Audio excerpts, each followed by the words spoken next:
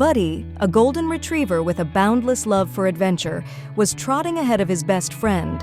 Scout Buddy heard it before he saw it.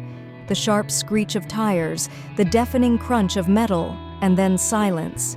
His ears perked, and he turned just in time to see Scout, who had been trailing behind, lying still in the middle of the road.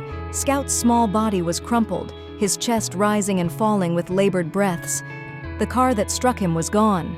Buddy barked wildly, calling for help, but the road was empty. He nuzzled Scout gently, licking his friend's face as if to say, "Stay with me. You're not leaving me. Not like this."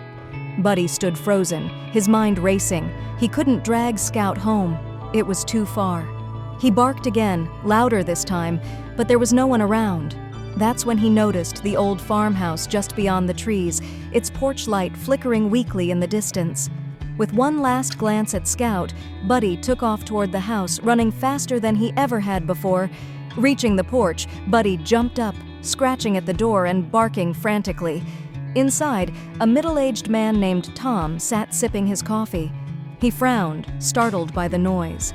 When he opened the door, Buddy leapt up, tugging at his sleeve and barking with desperation. Buddy darted back toward the road, stopping only to look over his shoulder. Tom hesitated but grabbed his coat and followed the determined dog into the night. When Tom reached the road, he gasped. "Oh no," he murmured, rushing to Scout's side.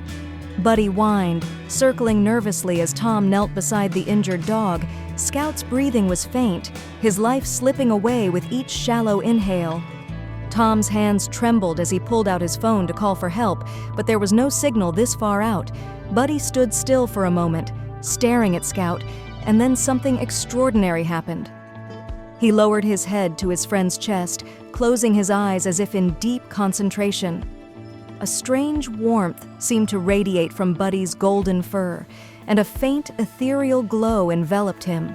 Tom's jaw dropped as he watched the glow intensify, flowing from Buddy into Scout, let out a weak but clear whimper, looking up at Buddy and Tom with a glimmer of life in his eyes.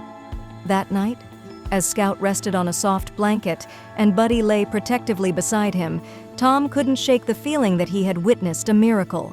If you liked the video, put like and subscribe to the channel, where you will find a lot of interesting things.